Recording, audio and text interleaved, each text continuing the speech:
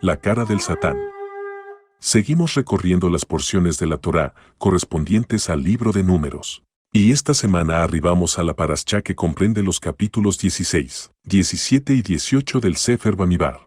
Esta porción nos lleva a comprender que la Torá es nuestro fundamento espiritual para saber cómo vivir bien, y debemos de entender que la Torá no es un libro que nos trae relatos místicos, sino que es cumpliendo la Torá cómo se desarrolla lo sobrenatural. El episodio de las rebeliones en contra de Moisés y de Aarón es una cátedra de lo que es el verdadero liderazgo, el liderazgo establecido por Dios, lo que nos enseña que cuando a un líder establecido por Dios se le presenta una situación complicada, tiene el propósito de que demuestre la sabiduría de la Torá. El líder siempre debe de andar dando luz a los demás, pues cuando deja de hacerlo, le vienen complicaciones para que reencienda esa luz. Llama mucho la atención la actitud del Cohen Agadol, que es digna de analizar, ya que, a pesar de los embates, vemos que Aarón nunca enfrentó a los disidentes. En estos capítulos, aprendemos cómo fortalecer nuestra fe. Al ver cómo Dios interviene cuando tenemos ataques injustificados, Dios siempre defiende a los justos, y acepta sus oraciones, y no acepta las ofrendas de los malvados. En una revisión profunda, el capítulo 16 de Números tiene un impacto personal en cada uno de nosotros, pues nos indica cómo ser protegidos ante desastres naturales, cómo detener una mala racha, y cómo lograr el equilibrio necesario en nuestra vida, así como remover miedos e incertidumbres. La porción de esta semana lleva el nombre de un personaje que conmocionó al pueblo de Dios al levantar una rebelión en 3 frentes, para buscar el derrocamiento de Moisés y de Aarón. Coraj, conocido en muchos idiomas como Coré.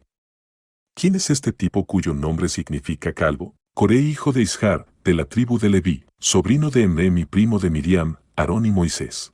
La Biblia menciona a este personaje por sus insidias, sus ansias de poder y riqueza. Emrem fue nombrado por el príncipe Ramsés como jefe de los esclavos hebreos, pero Coré logró convencer a su tío Emrem para que le cediera el cargo, el cual utilizaba para denunciar cualquier fallo de algún compañero esclavo. A sabiendas que sería castigado duramente con el látigo, a cambio obtenía prebendas y beneficio de los oficiales egipcios.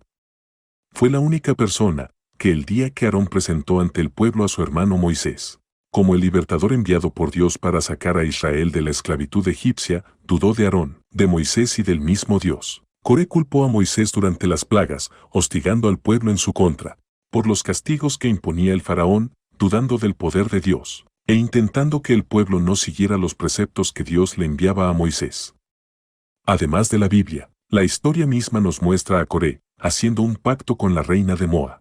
A cambio de oro y drogas para captar adeptos a su causa, 200 personas sin carácter ni conciencia, capaces de vender su alma por un mendrugo de pan, para realizar la rebelión que le llevara a obtener el liderazgo del pueblo hebreo, al que había vendido al reino moabita.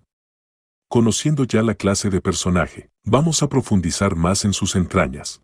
Números 16:1-2. Coré, hijo de Ishar, hijo de Cout, hijo de Leví, y Datán y Abiram, hijos de Eliab, y On, hijo de Pelet, de los hijos de Rubén, tomaron gente, y se levantaron contra Moisés con 250 varones de los hijos de Israel, príncipes de la congregación, de los del consejo, varones de renombre.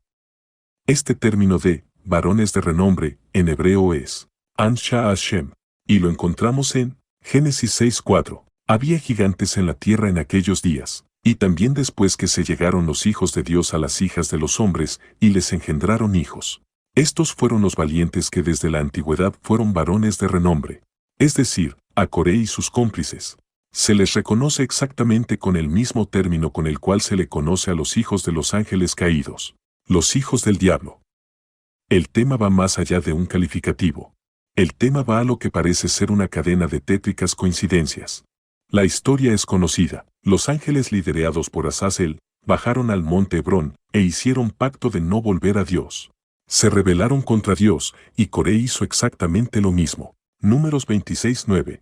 Y los hijos de Eliab, Nemuel, Datán y Abiram. Estos Datán y Abiram fueron los del consejo de la congregación, que se rebelaron contra Moisés y Aarón con el grupo de Coré, cuando se rebelaron contra Adonai. Se rebelaron contra Dios, aunque el objetivo era derrocar a Moisés y a Aarón al ser estos designados por Dios. Coré y sus gentes se estaban rebelando contra Dios. Por lo tanto, el destino de Coré tiene que ser el mismo destino de los ángeles caídos. El destino de Coré Números 16, 32, 33. Abrió la tierra su boca, y los tragó a ellos, a sus casas, a todos los hombres de Coré, y a todos sus bienes. Y ellos, con todo lo que tenían, descendieron vivos al Seol. Y los cubrió la tierra, y perecieron de en medio de la congregación.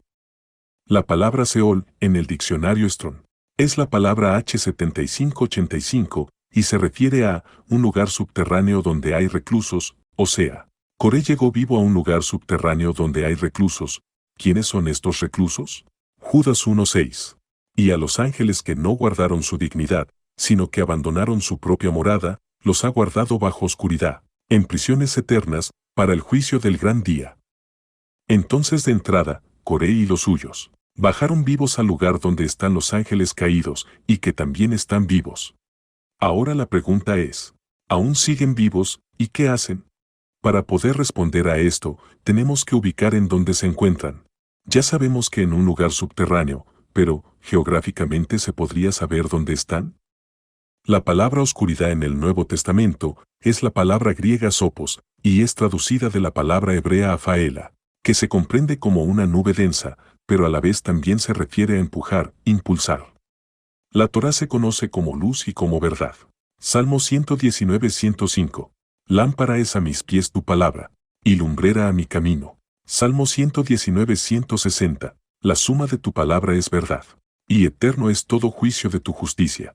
Pero si no andamos en luz y en verdad, estamos en tinieblas.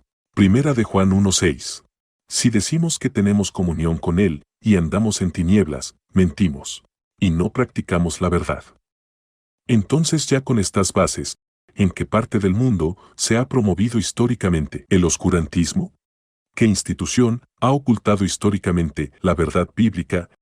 Es ahí, en las catacumbas de aquel lugar, donde están las prisiones de oscuridad de los demonios. Es donde los ángeles caídos se mueven.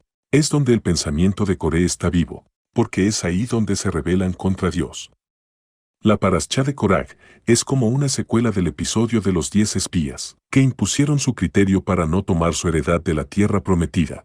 Coré con sus cómplices, Datan y Abiram y otros más, así como los 10 espías, tenían una percepción de las cosas, pero no pasaron esa percepción por el filtro de la palabra de Dios. Coré y sus cómplices, así como los 10 espías, tomaron lo que percibían bajo su criterio personal y contaminaron al pueblo de ese criterio, causando contiendas y disensiones, y la Biblia define eso como una mentalidad animal, terrenal y diabólica. Santiago 3:14 al 16. Pero si tenéis celos amargos y contención en vuestro corazón, no os jactéis, ni mintáis contra la verdad, porque esta sabiduría no es la que desciende de lo alto, sino terrenal, animal, diabólica. Porque donde hay celos y contención, allí hay perturbación y toda obra perversa.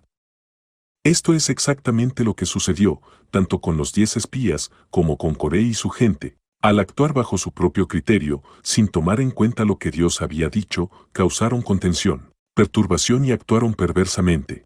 Actuar bajo un criterio personal, sin nada de Torá, causa perturbación. Y esa perturbación hace que la gente tome una verdad y la deforme, y al deformar la verdad, está excluyendo a Dios.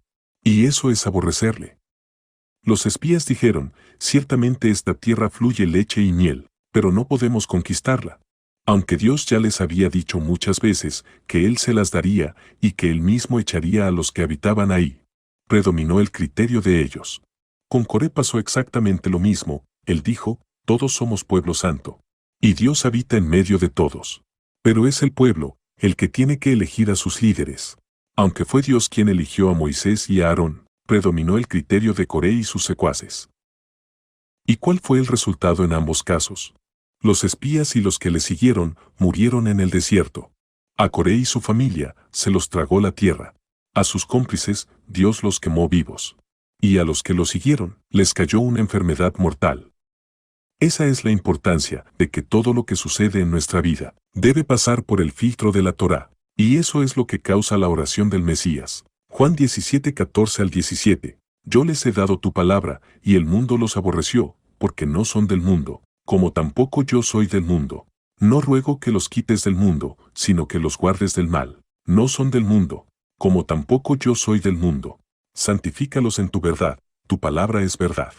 En palabras directas, El Mesías está diciendo, ya les di tu Torá, guárdalos de actuar como el mundo actúa, bajo su propio criterio. Apártalos de las cosas del mundo, para que actúen conforme a la verdad. La Torá es la verdad. Cada porción nos trae un trabajo espiritual que nos ayuda a ser mejores delante de Dios y de los hombres.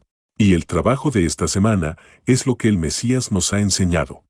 Estar conscientes de que todo lo que sale de nuestra boca, sin tener Torá, y todo lo que hacemos, sin Torá, nos contamina. Que si permaneces en la palabra de Dios, vas a conocer la verdad, y la verdad te librará de todo mal.